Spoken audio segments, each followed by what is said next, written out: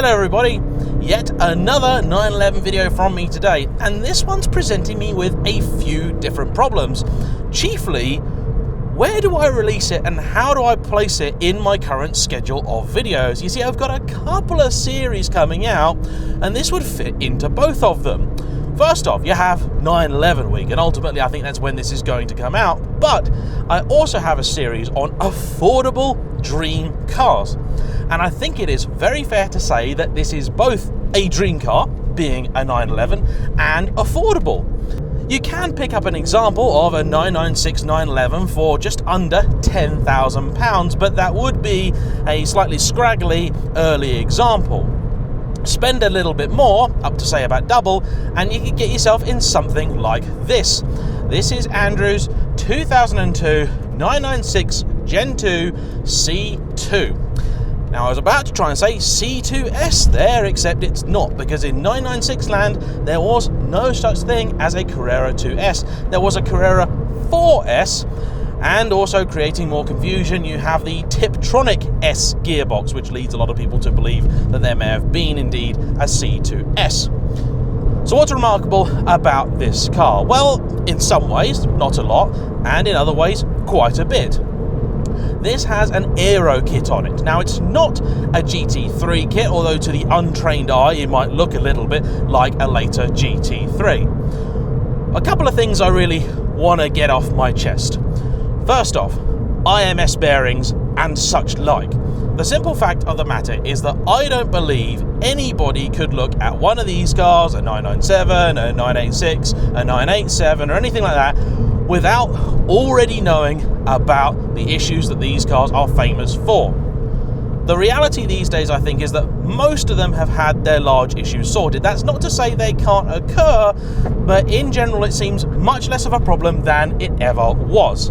So I don't really think that's a reason to not buy one of these. And if you've already committed to buying one of these, well, you've probably got your head around that already. There's certainly nowhere near as high maintenance in the engine department as something like, say, a TVR. They're also a lot cheaper. I can remember about 9 or 10 years ago, you could pick up a 996 or a Tuscan for about the same money. Whereas now a Tuscan really starts in the 20s and goes all the way up to about 50 grand, which would buy you a very nice 996 GT3. It used to be that if you wanted to get to a GT3 from a nice 996, you need about 15 grand or so. I remember a company locally sold about 3 996 GT3s of different ages and specifications, and they were all 35 grand. However, the cheapest GT3 you're going to find these days is about 50, with examples going up to about 80 or 90, depending on exactly what it is that you are after.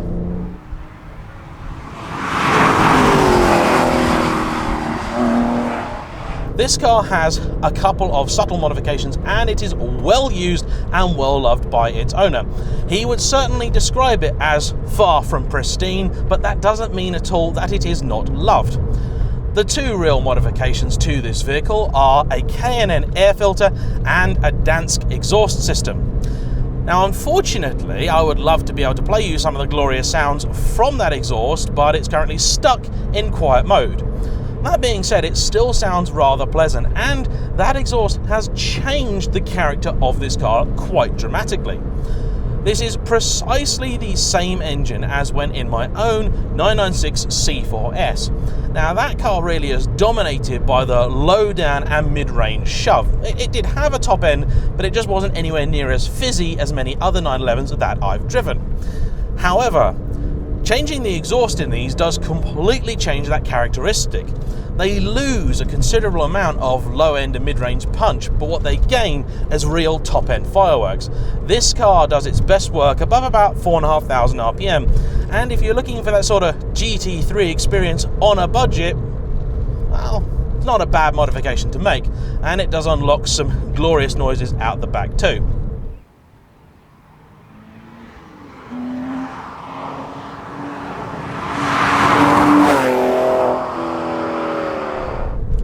The car I most recently drove in 911 land was the 997.2 C2S that you may also have seen as part of 911 week.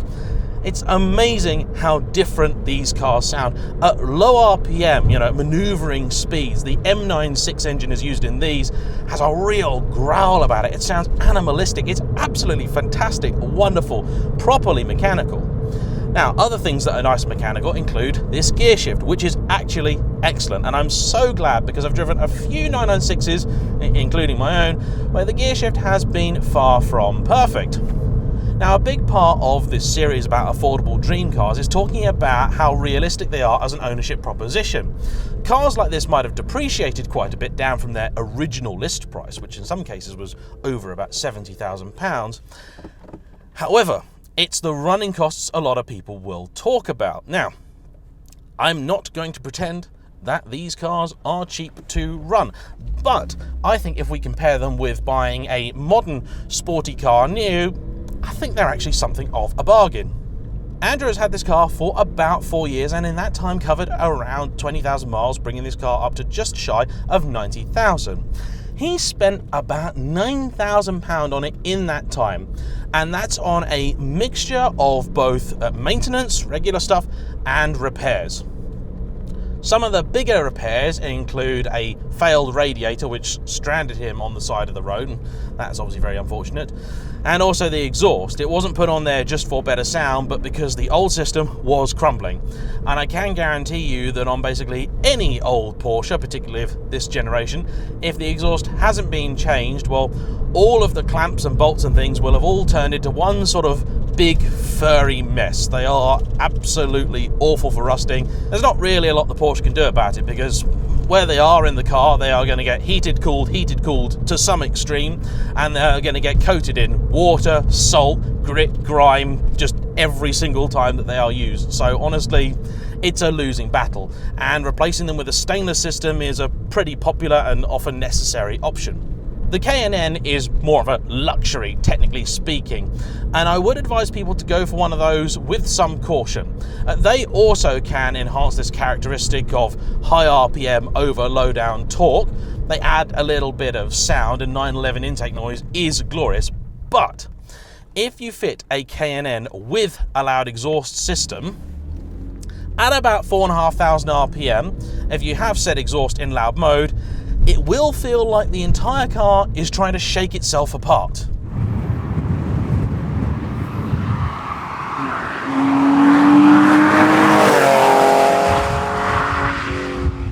It upsets me greatly that history has looked down on the 996 for so long, yet held the 997 in such high regard when they are largely the exact same car. I can accept the 997 being the more desirable, slightly more expensive car, having that classic styling yet also being a little bit more modern, but there really aren't very many good reasons to hate on the 996. One thing I also want to get off my chest is that I've seen a lot of reviewers referring to these headlights as the fried eggs. They're not. Fried egg refers to the very early 996 and Boxster headlights, which had the more rounded design. This is the more angular style, and they had amber indicator lenses on them, so they genuinely did look like actual fried eggs. If you are in the market for your first 911 and you've identified the 996 as possibly the model for you, it can be perhaps a little bit confusing, headlights aside, as to what the differences are between the Gen 1 and Gen 2 models. Well, this one has a 3.6 litre engine with a bit more power, a bit more torque. The early 3.4s are allegedly a little more reliable, having a dual row IMS over the single row of this one, but again, I wouldn't really worry about that too much. However, this one does have quite a few more luxuries, and you have to remind yourself that we're talking about 20 years ago here, because when I say luxury, what I mean is things like a glove box and a cup holder. The cup holder in here being a very nice and slightly over-engineered design, which became something of a Porsche trademark for the next few years.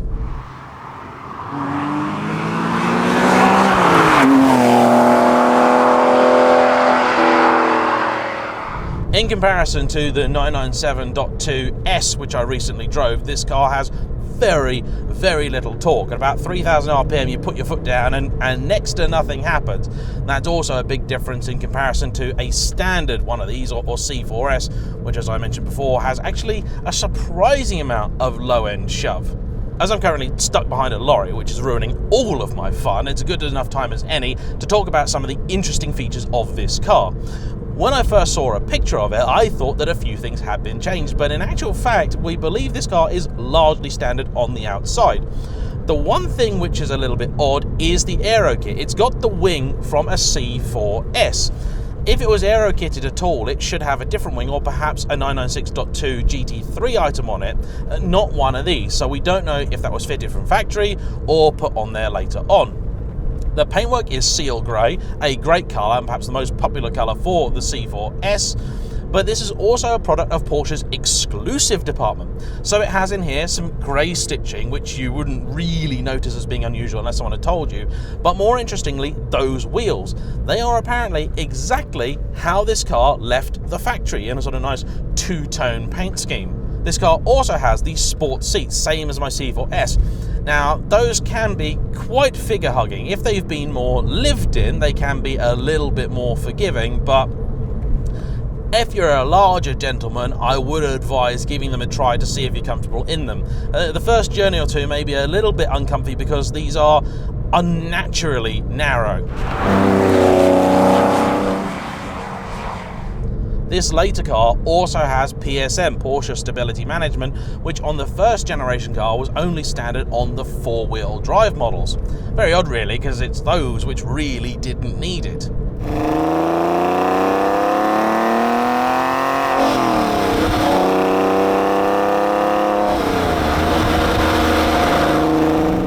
So here we have it, a slightly more empty road.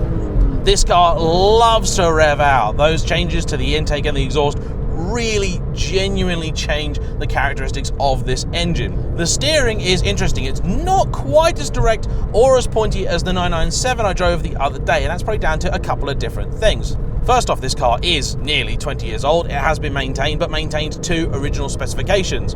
One option this car mercifully doesn't have is the MO30 sports suspension.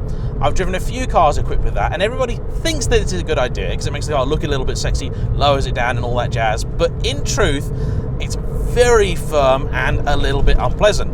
For a British B-road, this is actually the better damped car and is possibly a little smoother riding than the 997.2, which was equipped with PASM. Gearbox is a delight to use, and that engine, once you get it above about 4,000 RPM, becomes fantastically responsive and very vocal. It is a shame that we can't get it really shouting at you today, but I think you get the idea.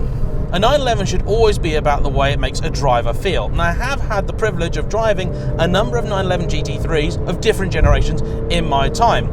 They are fantastically brilliant and special cars. Yes, there are things about them which are a little bit more special than this one, most notably the engine, but in isolation this is still an absolutely wonderful thing. And the fact is, if you can't enjoy one of these on a road like this, you weren't going to enjoy a GT3 either.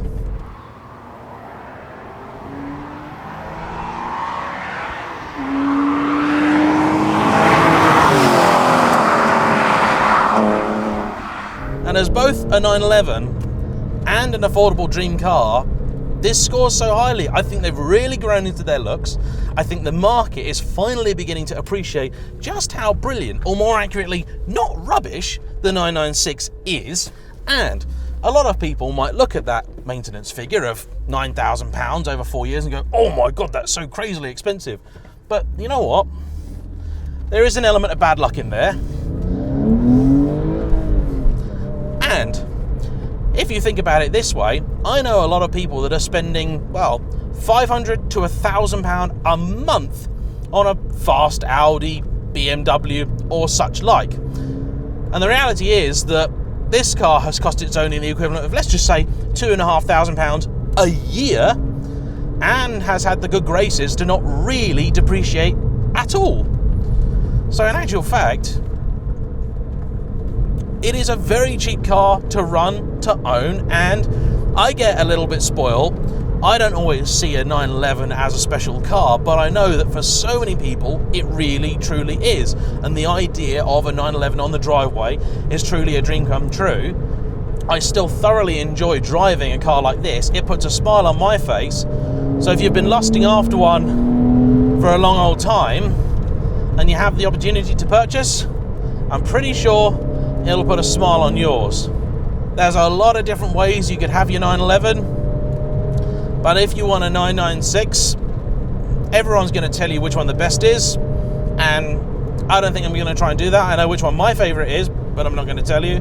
However, the C2.2 manual is definitely a good one. Thanks for watching. Please like, comment below, subscribe if you haven't already. We'll see you for the next one. Bye bye.